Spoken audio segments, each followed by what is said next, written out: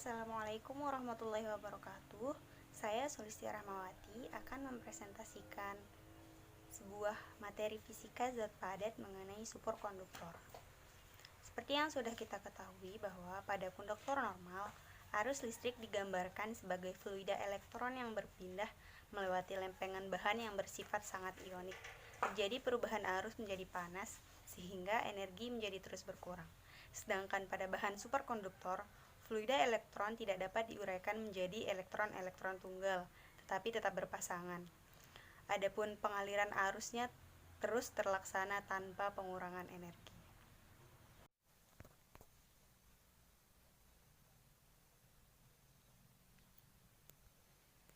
Superkonduktor merupakan bahan material yang memiliki hambatan listrik nol pada suhu yang sangat rendah. Artinya, superkonduktor dapat menghantarkan arus walaupun tanpa adanya sumber tegangan.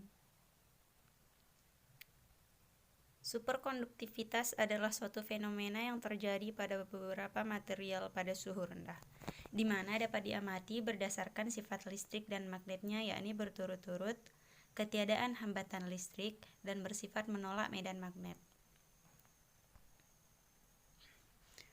Superkonduktivitas terjadi akibat aliran elektron yang effortless atau tanpa gaya karena material atom yang berpasang-pasangan. Pasangan elektron tersebut diikat oleh sebuah energi getaran yang hanya terjadi pada material superkonduktor dan biasa dikenal dengan istilah fonon. Superkonduktivitas dapat terjadi pada bahan seperti aluminium, berbagai campuran logam atau alloy, bahan semikonduktor, dan bahan isolator. Sedangkan superkonduktivitas tidak dapat terjadi pada emas, perak, dan bahan ferromagnetik. Superkonduktor konvensional dan tidak konvensional. Dalam superkonduktor konvensional, superkonduktivitas disebabkan oleh sebuah gaya tarik antara elektron konduksi tertentu yang meningkat dari pertukaran fonon yang menyebabkan elektron konduksi memperlihatkan fase superfluid yang terdiri dari pasangan elektron yang berhubungan. Sedangkan superkonduktor tidak konvensional yaitu superkonduktor yang memperlihatkan superkonduktivitas tetapi yang ciri fisiknya berlawanan dengan yang konvensional. Ketika kita meletakkan magnet di atas superkonduktor, maka magnet tersebut akan melayang seperti yang nampak pada gambar. Ketika superkonduktor ditempatkan di medan magnet luar yang lemah, medan magnet menembus superkonduktor pada jarak yang sangat kecil. Peristiwa ini dinamakan efek Meissner yang merupakan karakteristik dari superkonduktor.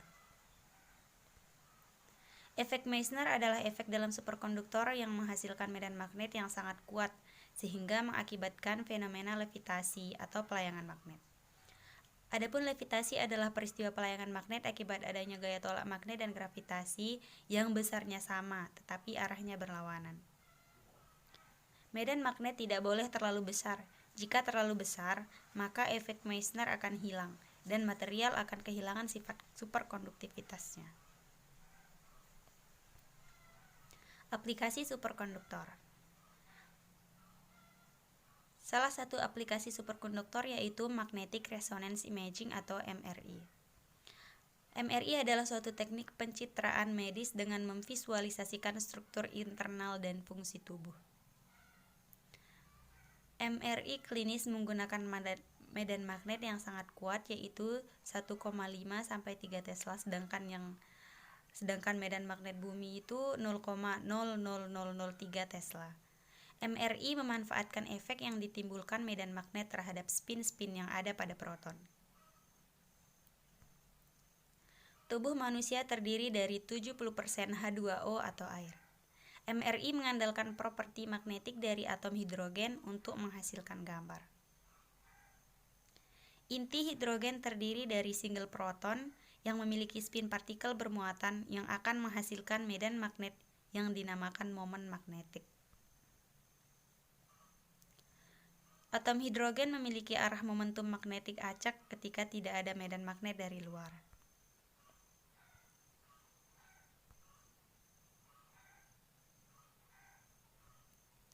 Komponen MRI.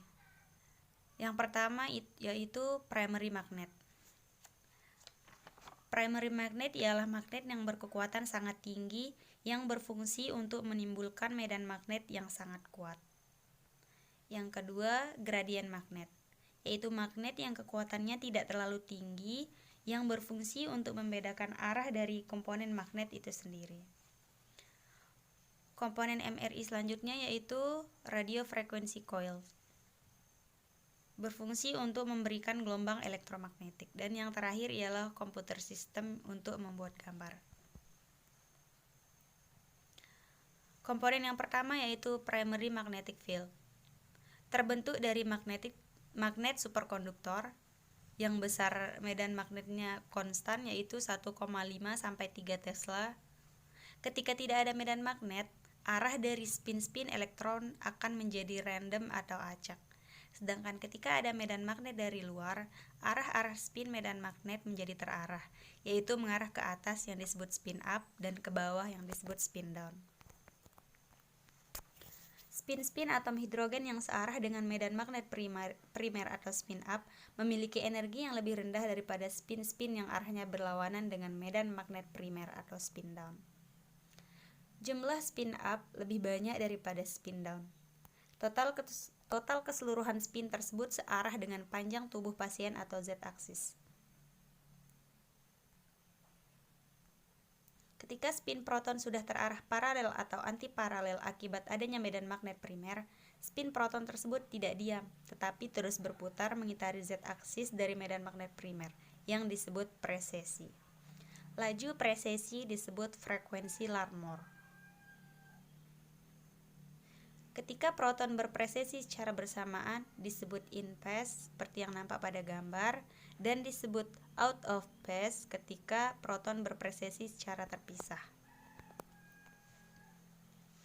Perubahan frekuensi Larmor proporsional dengan kekuatan medan magnet.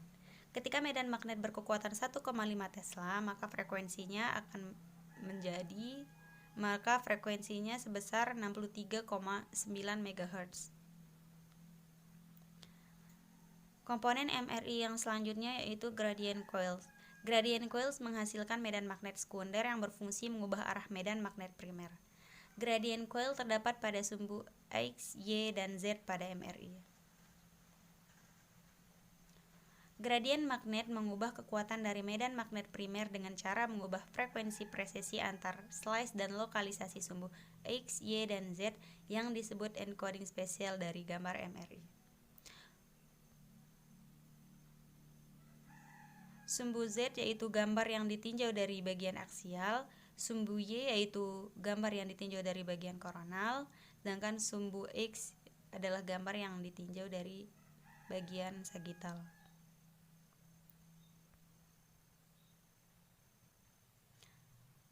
Komponen MRI yang ketiga yaitu radio frequency coils. Radio frequency coils bertugas mengirimkan sinyal radio frekuensi dan menerima sinyal di MRI. Terdapat banyak desain untuk mengoptimalkan pencitraan dan menyesuaikan bentuk tubuh. Contohnya yaitu radio frequency coils untuk kepala, badan, lutut, dada, dan lain-lain.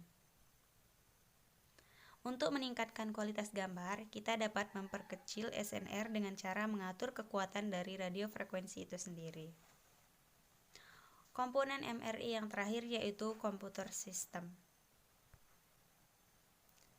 Sinyal yang didapatkan dari pasien adalah berupa sinyal radio frekuensi. Kemudian radio frekuensi tersebut akan diubah ke dalam bentuk sinyal digital melalui analog to digital converter. Kemudian dianalisis dengan menggunakan analisis Fourier sehingga akan menghasilkan gambar pasien yang kita inginkan.